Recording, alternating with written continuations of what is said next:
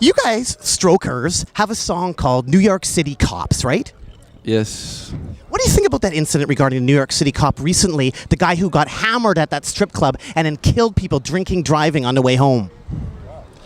I don't know. We haven't been in New York in a while. We've been touring, and I didn't hear about that. And that's a terrible thing that happened. What about your cop experiences? Well, we've all had like little experiences like here and there, but I don't think that song really like talks about any incident in particular.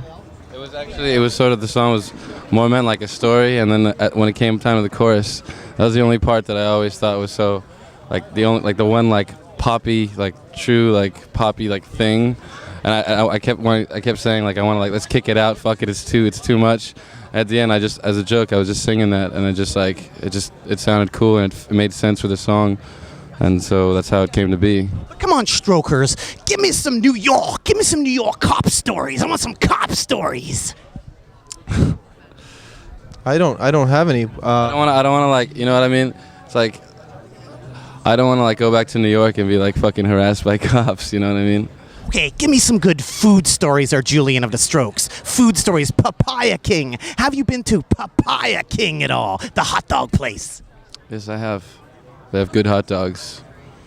Okay, how about some other plugs there for some New York City eating establishments and all, Nick? The thing about New York City is it, like, it's like food is just like, you know, like junk food especially is very easily accessible. You know, so a lot of the time you just, you know, you go eat McDonald's or something. Come on, a name, Papaya King. Kanish, please, food, hints. I don't know. I think that. That's why people make all these rumors about you, because they don't know the real you. Now tell me about the real you. You're mad that people are asking about the real you. Where do you like to eat? Where do I like to eat? I don't know. I like to. I don't know. You buy shit from the grocery store, or you just, I don't know. Or you buy pizza, or you buy McDonald's. I don't know. That's Badly in New York. That's what's cool about New York, is that I think the restaurant business is so competitive that everything is just like good. Like no matter, just walk into a random restaurant, like it's gonna be fucking amazing. I mean, actually, I don't eat McDonald's now, but I'm just talking about before we left New York, before this whole circus started. What does New York create? Give me a second. The thing is that there's so many different kind of. Creates the Strokes. Well, yeah, that's it. The ants, like you already have fixed answers that you're looking for. I was just kind of hoping you'd fill in the blanks to make this a bit easier, if you know what I mean there, Julian. No, what does New York City actually create? I think it's a lot of different people, like right next to each other, that are culturally very different, and it creates a lot of like, obviously all the negative things are like a little more like, you know, hush hush yet obvious, but then at the same time you realize that like if you meet the right people, like, you know, there's like cool people, and like if you meet the right people in any kind of crowd you run in, then like there's always like good ones, and it's like, for me it was all about finding the right people, and like, I don't know, you find, and you can have fun there, but if you know, if that's not the case, then it's not. It can be a bad experience. I don't know. It's so varied, that a statement that I say, so many different situations in that city, that like you cannot summarize it like in a you know, rock and roll interview like this. Thank you for making an attempt at that. I do appreciate that. And winding up here with Nick and Julian of the rock and roll band, The Strokes. The Strokes. I understand, Nick and Julian of The Strokes, that Lou Reed actually met you guys. Actually, I don't think he would remember, because he was signing books. I remember we were in a bar, I think, and like someone said Lou Reed is signing books in Barnes and Nobles, so we just sort of went there. I thought you were at the premiere of Blow, buying popcorn. That was where I met Lou Reed. Oh, two different Lou Reed meetings. Julian met Lou Reed at Barnes & Noble signing books, and I met Lou Reed at the movie theater. How'd you hear that I met him at the movie theater, man? I never even told that to anybody. It's all in the press, man. Julian, your story? Oh, right, yeah, and it was over, and he was leaving with like his posse around him, and I don't know, I was with Nikolai, I think, or Albert, I can't remember, and we were just like, dude, man, you go up to him, like, say something. Like, you don't know what to say. He looked so intimidating, that guy.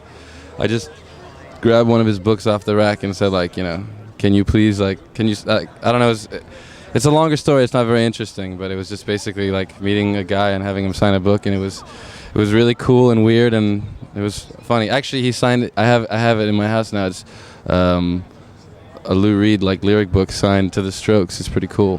That should have been the album cover, not the Zoso thing there, Nick. So You haven't even seen that thing, dude. You haven't even seen it. Okay, I was joking. Baboom!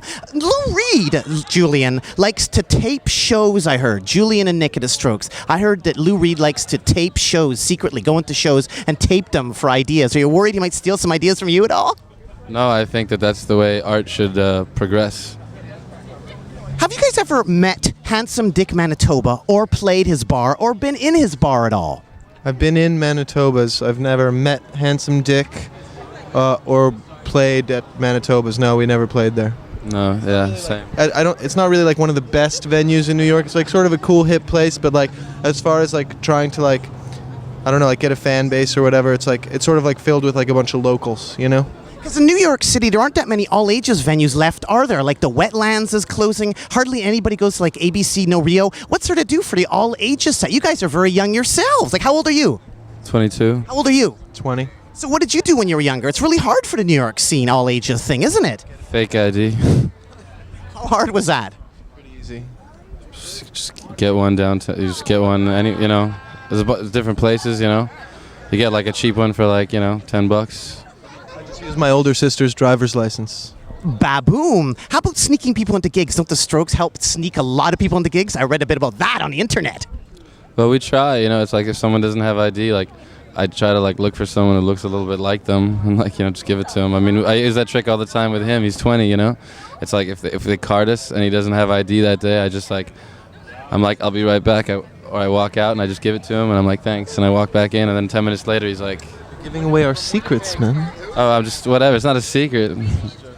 It's just the way. I don't know. Julian and Nick of the Strokes. There's television. There's the Velvet Underground. There's Space Hog. But there's one New York band that never gets the props they deserve. The Devil Dogs. Do you guys remember the Devil Dogs at all, Julian? Sorry, buddy. I never was like a big Devils. I don't like know that much about them. Like mid-90s, early 90s rock and roll band, the Devil Dogs? Never heard of them. No, I was like 11. I don't know. I'm crushed. The Devil Dogs. What about the Mooney Suzuki? I like the Mooney Suzuki. They're friends of ours. They're really cool. So what do you think is going to happen to them? Are they going to give up when they see how successful you are? No, I don't think so. I think that maybe maybe they'll be helped out. One.